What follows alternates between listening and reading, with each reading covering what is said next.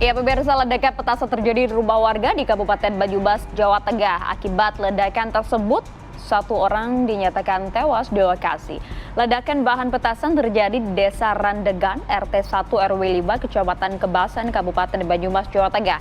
Akibat ledakan tersebut, di mana satu orang tewas di lokasi kejadian, korban ini diduga biasa membuat petasan untuk dijual secara online. Jadi usai kejadian, tim Inafis Polresta Banyumas dan Brimopolda Jawa Tengah melakukan penyelidikan terkait dengan penyebab ledakan. Dan hingga kini, pihak kepolisian masih terus memasang garis pembatas guna kepentingan penyelidikan lebih lanjut. Kalau melihat dari tayangan, gambar karena ledakan ini cukup besar juga begitu ya. Rumah yang juga dijadikan tempat biasa untuk meracik petasan ini nampaknya cukup berat kerusakannya.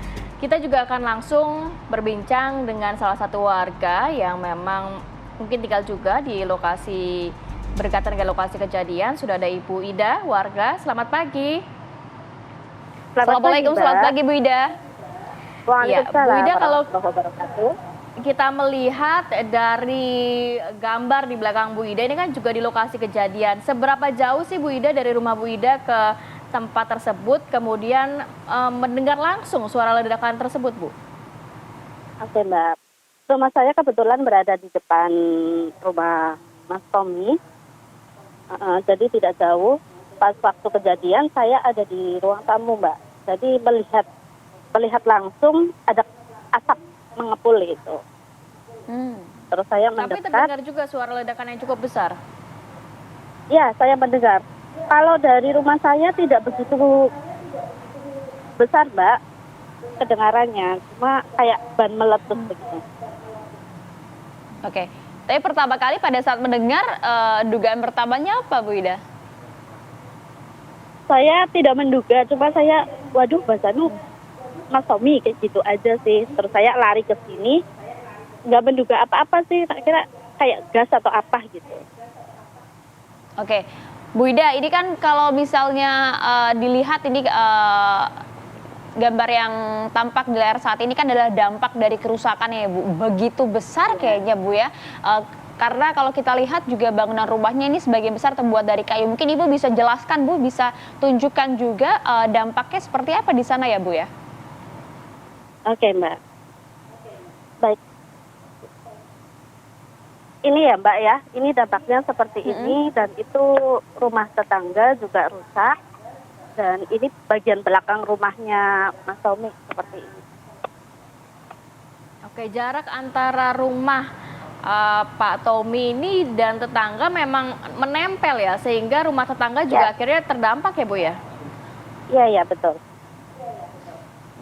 Ini rumah ini ditinggali oleh siapa saja sih, Bu Ida? Orang tua sama Mas Tommy dan kakaknya. Ada 4 orang Berempat gitu. Ya? Iya, berempat. Dan yang Ibu Ida ketahui memang di rumah tersebut meracik petasan, atau warga nggak ada yang tahu ternyata rumah tersebut digunakan untuk meracik petasan?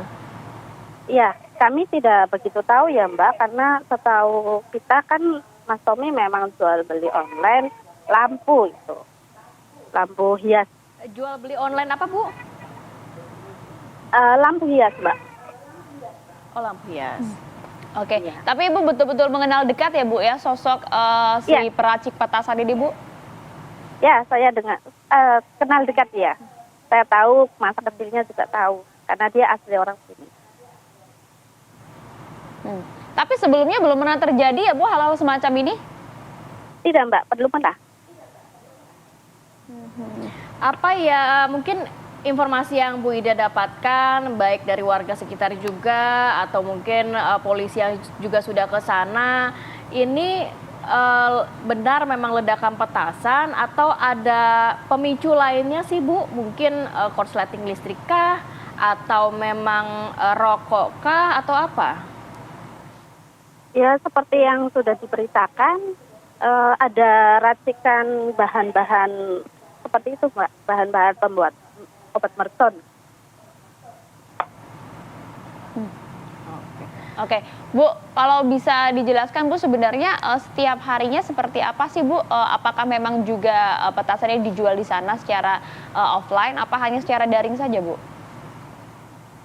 Saya tidak tahu Mbak, kalau jual-jual seperti itu sih saya tidak tahu, mau offline atau online jualan seperti itu saya tidak tahu.